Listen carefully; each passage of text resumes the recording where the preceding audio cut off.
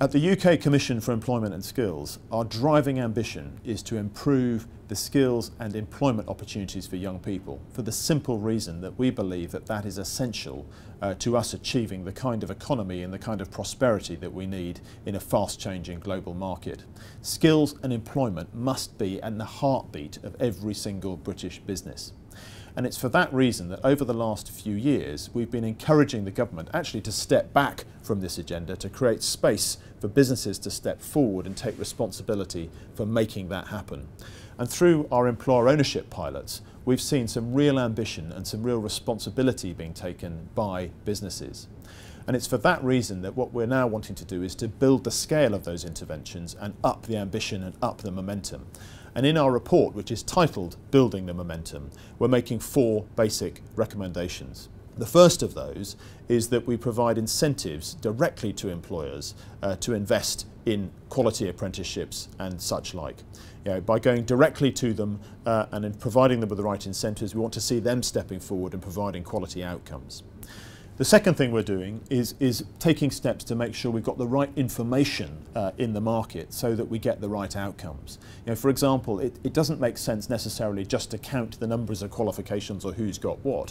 What employers need to know is the people who had which qualification were most successful in progressing and getting pay rises and delivering value to those businesses. And by knowing that, actually they can exert good influence on the whole system to make sure that the right kind of people come through with the right qualifications for those businesses to succeed.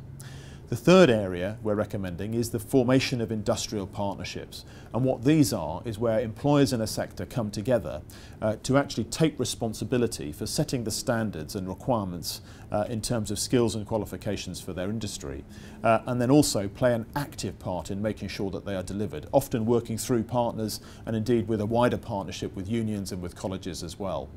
And then the fourth recommendation is really that we want to encourage employers to work directly with local colleges, so that instead of a local college being a sort of being a provider and the business being a sort of passive customer, we want to see much closer and tighter links between those two communities, so that in local areas we get the best possible outcomes from the skills provision that exists in those localities.